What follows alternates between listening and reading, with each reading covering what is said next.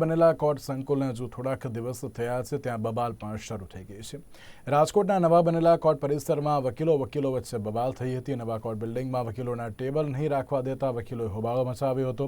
નવી બનેલી બોડીના વકીલોના table setting કરીને કોર્ટ પરિસરમાં મૂકવાનો અન્ય વકીલોએ પણ આક્ષેપ કર્યો હતો।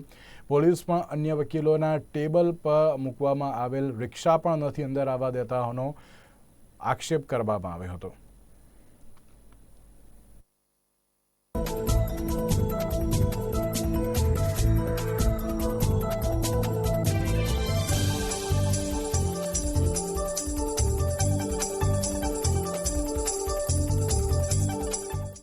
ગઈકાલે અમુક વકીલોએ રાજકોટના કોર્ટ પ્રિમાઇસીસમાં નવા બનેલા બિલ્ડિંગમાં ટેબલો મૂકી દીધા। એના કારણે વિવાદ ઉત્પન્ન થયેલો, કારણ કે ઘણા જુનિયર વકીલ મિત્રો જે છેલ્લા 5 વર્ષમાં આવ્યા છે એમના માટે કોઈ બેસવાની વ્યવસ્થાઓ નથી, એટલે એ લોકોની સ્વાભાવિક જે લાગણી હોય કે એને અહીંયા ટેબલની જગ્યા મળી શકે।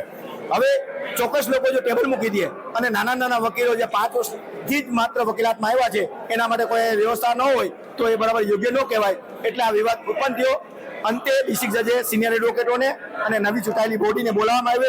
તેમાં એવો નિર્ણય લેવામાં આવ્યો છે કે રાજકોટ બાર એસોસિએશન એક જનરલ બોર્ડ બોલાવશે અને જનરલ બોર્ડમાં નક્કી કરવામાં આવશે કે ટેબલો અંગે શું વ્યવસ્થાઓ કરવી।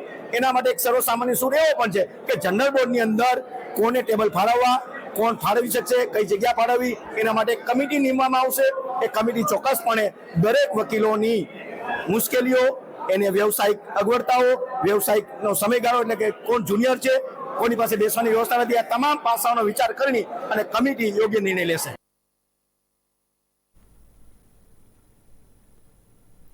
રાજકોટમાં